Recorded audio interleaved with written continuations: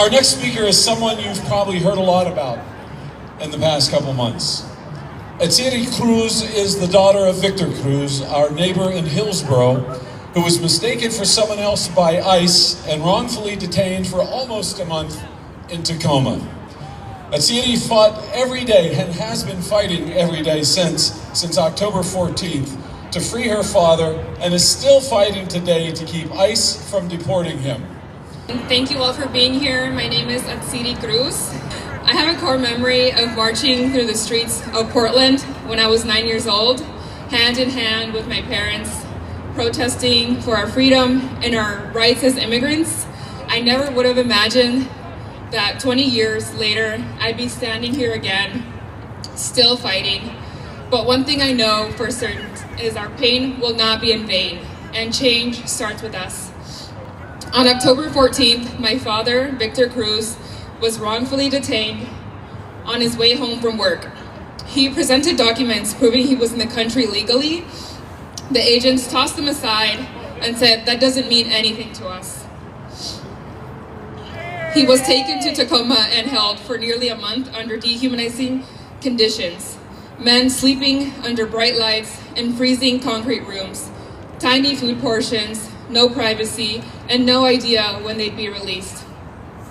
Even there, my father showed leadership. He helped men who didn't speak English, call their families, and navigate the system. Even in the worst conditions, he chose compassion, and I'm so proud of him. On October 30th, ICE attempted to deport him, despite him having a legal extension and pending court date. Our lawyers secured a temporary restraining order with only hours to spare. ICE has been deporting and transferring people without hearings, without notice, and without due process. My father was finally released on November 7th because of a federal court order. We paid the bond in full, and still they put an ankle monitor on him because it's our policy, they said. The private prison company, GEO Group, makes roughly $770,000 every day from electronically surveilling people like my father. Today, he is a prisoner in his own home, even though a federal judge ruled he's not a threat to society. For days after his release, ICE called me every time he stepped outside, demanding to know where he was. It was yet another tactic of fear and control.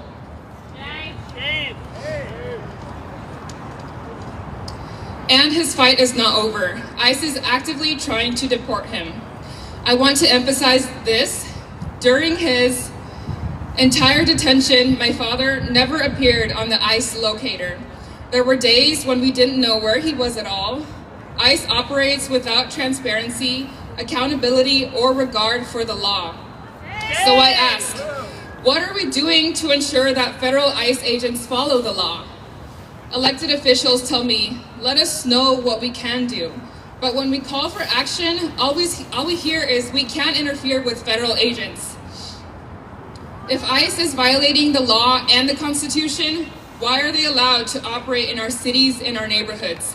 If this were really about removing criminals, why hide their faces? Why refuse to present judicial warrants? This is racial profiling. 70% of people detained by ICE have no criminal record. People tell me I'm brave for speaking out, but my father was brave long before this. Leaving home at 16 to build a life here, my mother was brave, crossing the desert with 3 small children, fueled only by hope. They built a life, contributed to the community, and did everything they could to provide opportunity. And paid taxes. And let's be clear, crossing the border without documents is a civil infraction, like jaywalking. It is not a felony. We are not animals to be hunted. We are human beings with families, roots, and dreams. We deserve dignity, safety, not fear and anxiety. It feels like a slap in the face that the government takes our tax dollars, yet denies us health care and food programs, and compassion. The trauma being created right now will be felt for generations to come. So what can we do? We can document and call the PERC hotline when you see ICE. Keep a safe distance, but make your presence be known.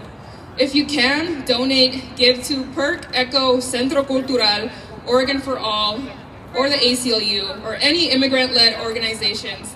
Shop local, let immigrant-owned businesses. If you can't donate, volunteer, join Migrant Watch, help PERC, show up.